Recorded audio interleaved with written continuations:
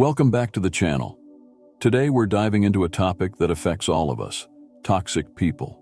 We've all had them in our lives at some point, whether it's at work, in our family, or even within our circle of friends. These are the people who drain your energy, stir up negativity, and make you feel worse after every encounter. But how do we deal with them, especially when we can't always avoid them? In today's video, we're going to explore what Buddhism has to say about handling toxic people, protecting your energy, and cultivating inner peace, no matter what's happening around you. Stick with me until the end, because this isn't just about cutting people off. It's about how you can find balance, compassion, and freedom, even in the most challenging relationships. If you're ready to reclaim your peace and learn how to navigate these difficult situations with grace, make sure you comment peace, then like, subscribe, and turn on notifications so you won't miss more powerful teachings from Buddhist philosophy. What makes someone toxic? First, let's define what we mean by toxic people.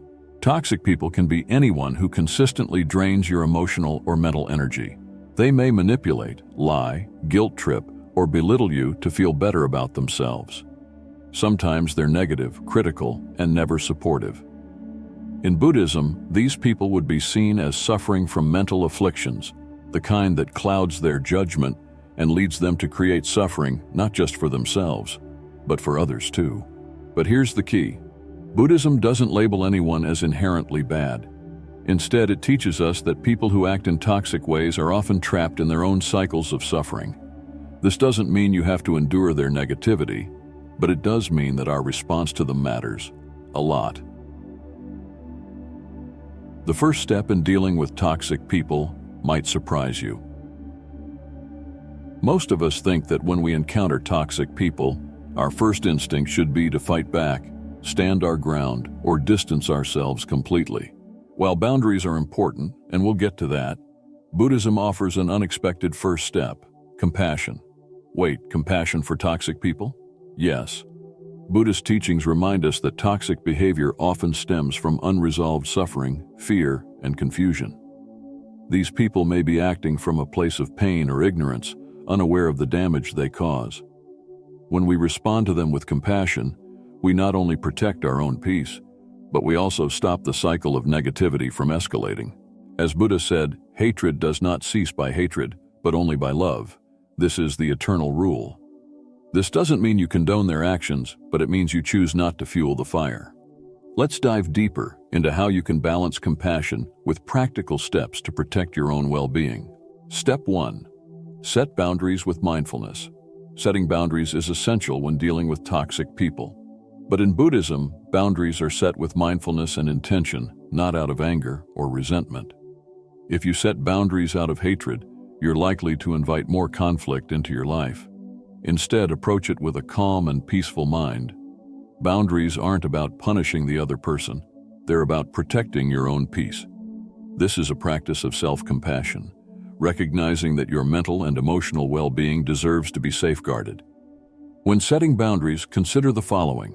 Be clear and firm, but not harsh. Toxic people often push against weak boundaries, so be clear about what you will and won't tolerate. Communicate calmly.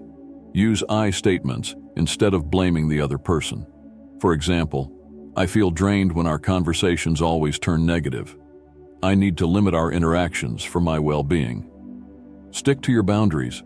Toxic people may test your limits, but consistency is key to maintaining your peace.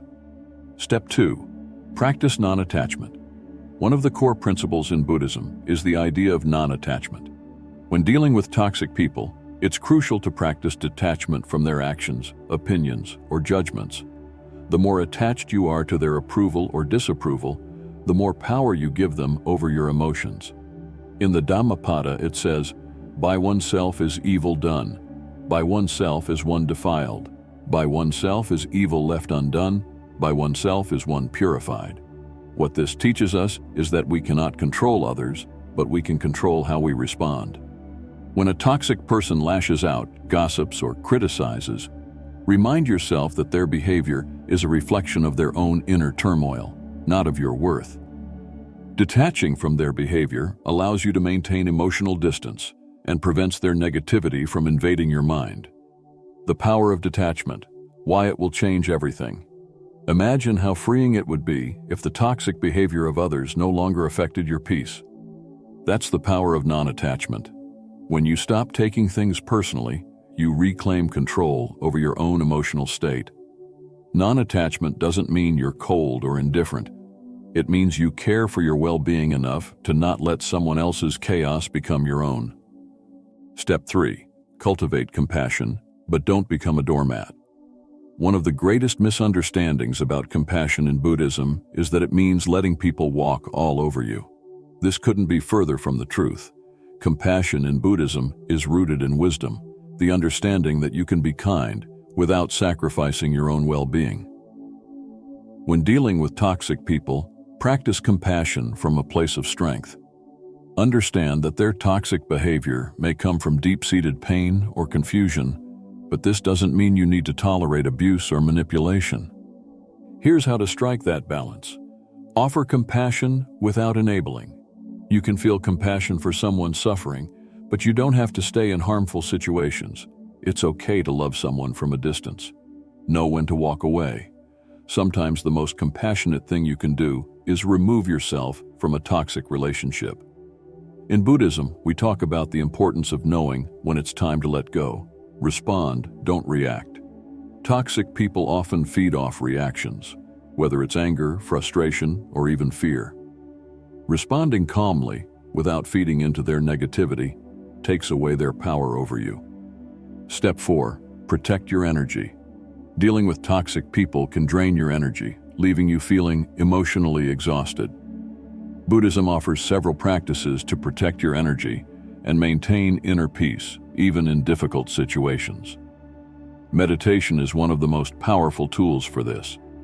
By practicing mindfulness meditation regularly, you strengthen your ability to remain calm and centered, even when faced with negativity.